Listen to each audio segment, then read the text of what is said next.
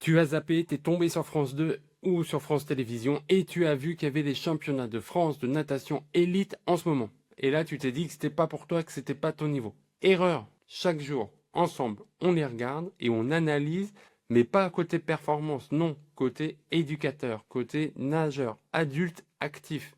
Pas celui qui va s'entraîner tous les jours, mais celui qui va s'entraîner une fois par semaine et essayer de lutter contre sa stagnation. Et donc là, c'est le 3e jour en direct de Saint-Étienne. Et on a déjà vu plein d'éléments que tu peux retenir de cette compétition.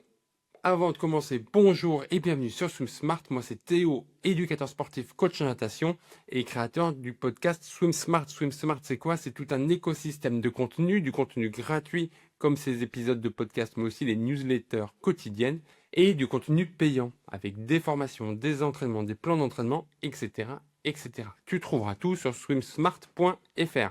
Et en ce moment, on est chaque jour devant les lives de France Télévisions pour regarder les championnats de France de natation. Parce que c'est en regardant l'élite qu'on peut apprendre plein de choses. Il faut d'abord, avant de reproduire, trier ce qui est bon, ce que tu peux prendre et ce qu'il ne faut pas prendre. Et c'est justement ce travail qu'on fait chaque jour ensemble. Et si tu veux assister en live et poser des questions et que j'y réponde, eh ben, t'hésites pas à m'envoyer un petit message et puis on voit ça ensemble. Aujourd'hui, encore un programme chargé et on va commencer avec le 100 mètres papillon. Le 100 mètres papillon dame. Alors, on a déjà vu du papillon dans les autres journées. Donc, on a vu que le timing d'aspiration était important, que le placement des mains était important également. Et on va essayer de voir ce qu'on peut travailler aujourd'hui. Comme c'est le 3e jour, aujourd'hui, on va essayer à chaque course de trouver un ou deux éducatifs qui peut te permettre de ton ressentir, de te rapprocher de ce que tu vois à la télé. C'est parti.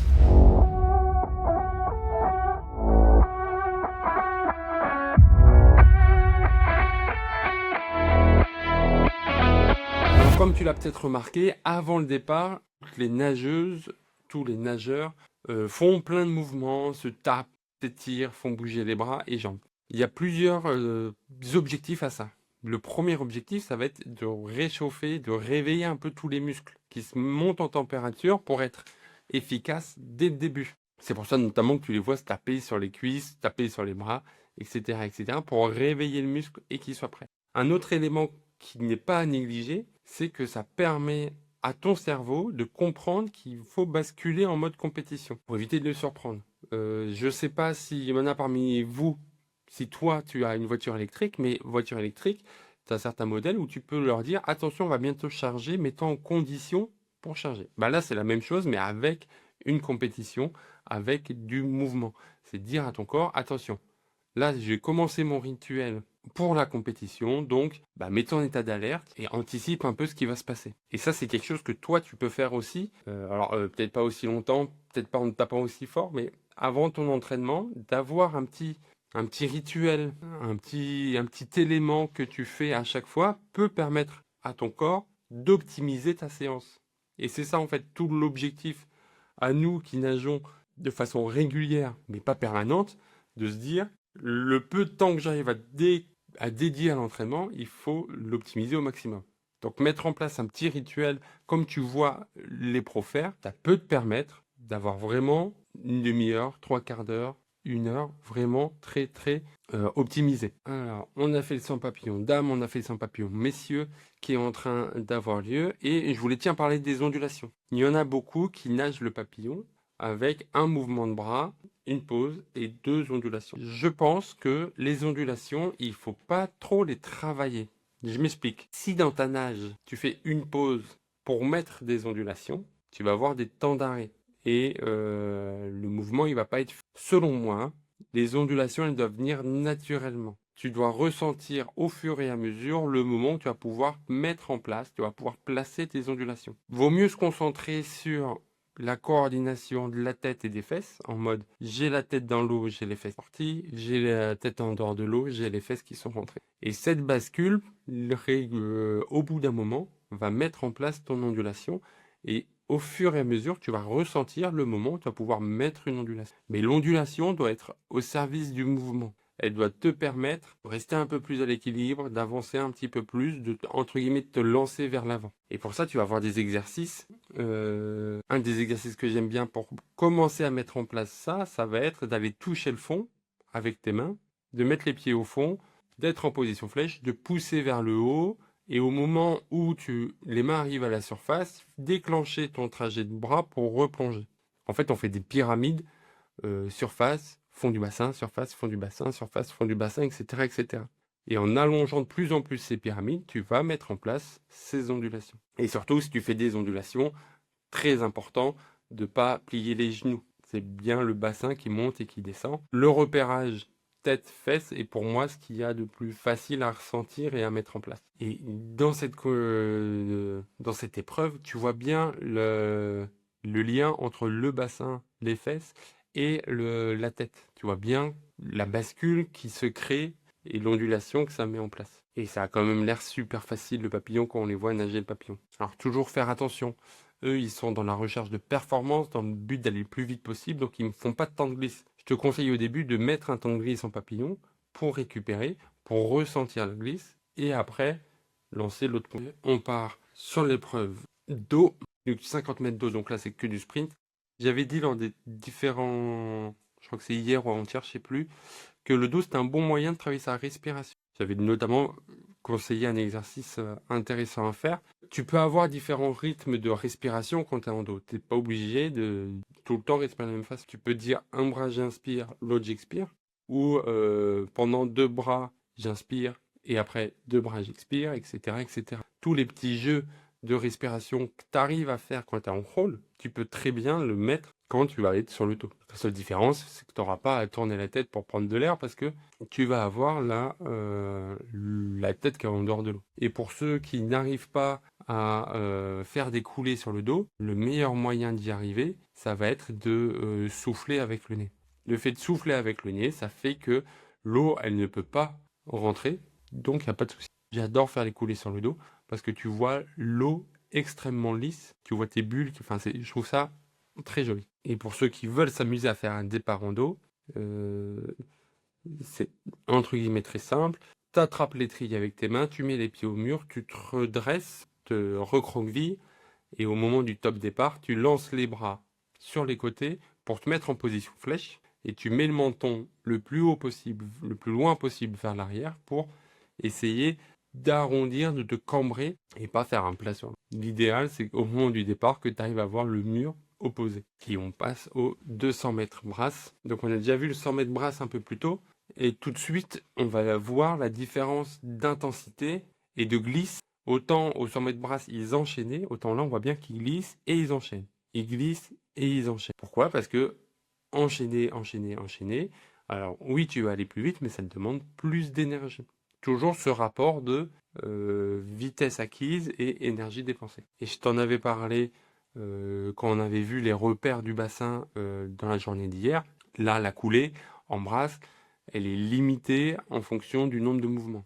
Premier mouvement, on ramène les mains au niveau des cuisses. Deuxième mouvement, on ramène devant. On peut faire un ciseau de brasse et une ondulation. On va bien le voir là sous l'eau. Je ramène les bras, les ramène devant. Je fais un 6. Vous avez été plusieurs à me demander pourquoi y nager avec les genoux aussi serrés. C'est vrai qu'on a tendance à dire qu'en brasse, on écarte le plus et puis on va fermer les jambes.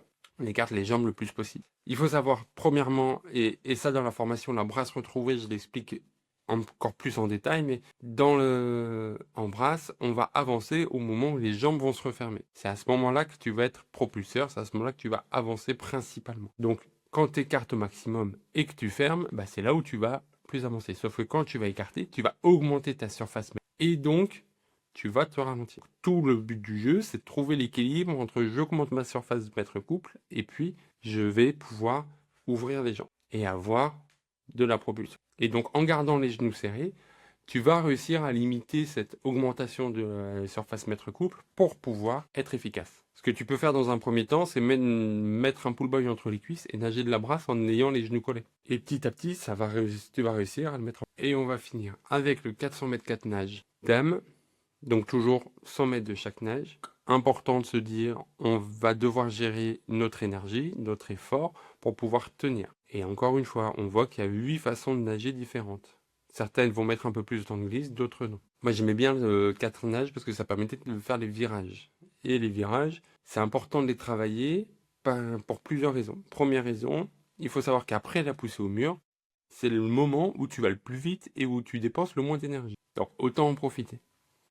Pour pouvoir faire un bon virage, une bonne coulée, il faut être très bon et avoir énormément travaillé le repérage dans l'espace pour bien placer ses mains, bien placer ses pieds quand tu tournes. Parce que des fois, tu fais que te retourner, mais des fois, tu passes du ventre au dos, tu as la tête en bas. Il faut un très bon repérage dans l'espace et dans ton bassin. Et ensuite, pour faire une bonne coulée, il faut un bon alignement, une bonne position et une bonne technique. Donc, ça fait plein d'éléments. Et je vous conseille, quand vous regardez ce genre de finale, c'est moins intéressant, c'est moins passionnant a priori, enfin c'est ce que disent les gens, mais les longues distances, à partir du 400 mètres, vous voyez vraiment l'impact des choix.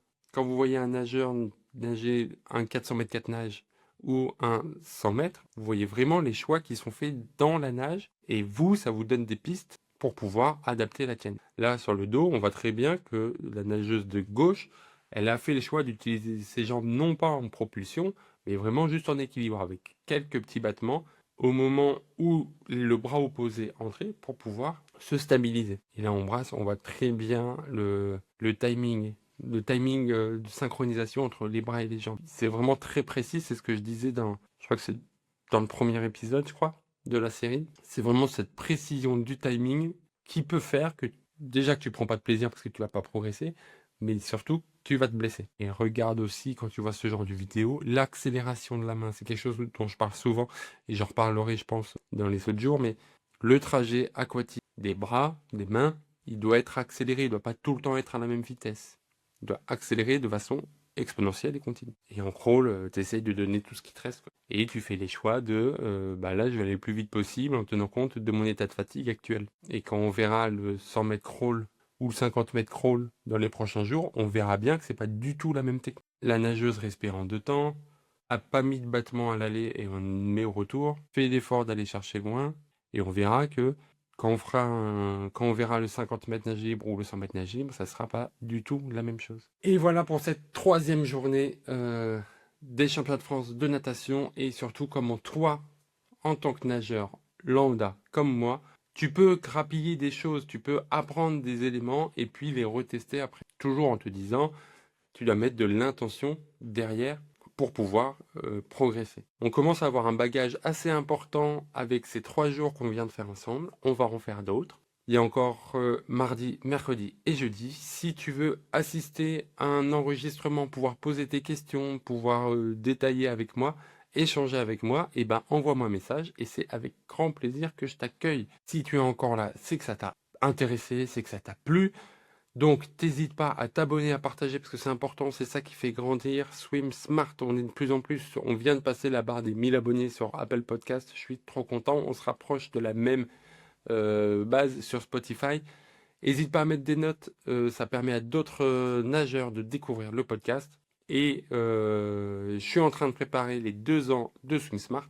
J'ai mis en place sur swimsmart.fr/carte une carte interactive où tu mets ton nom, ta ville et ça te positionne sur la carte. Et ça, je vais m'en servir dans quelques temps pour faire le fameux 2 ans de Swim Smart. Mais je t'en dis pas plus pour l'instant.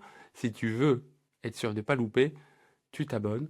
Il y a la newsletter, il y a Instagram. Je t'y retrouve, on discute, on échange et surtout on reprend le contrôle de notre natation. Je te souhaite une très belle journée. On se voit demain. Salut!